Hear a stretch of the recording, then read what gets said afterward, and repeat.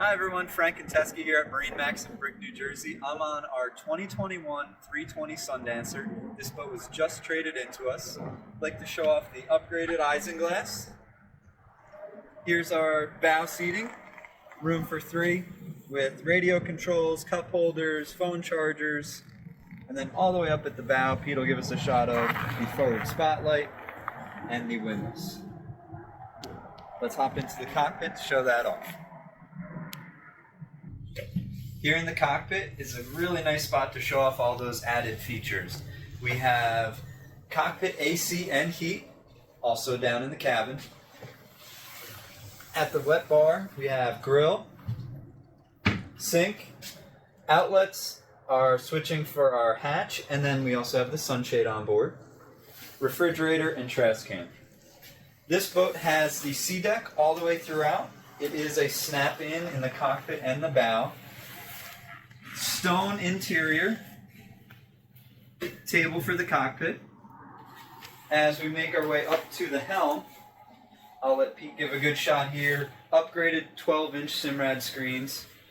Fusion stereo system that is also the upgraded with the subwoofer. We have underwater lights, blue LED lights throughout. Auto trim tab system. Simrad VHF.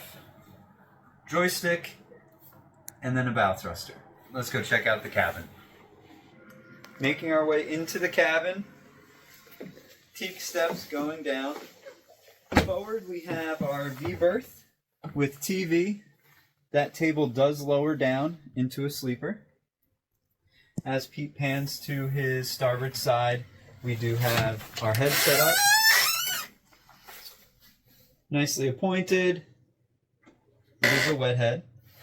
And moving to the aft of the boat is our full beam mattress. That does come apart to do two individual twins.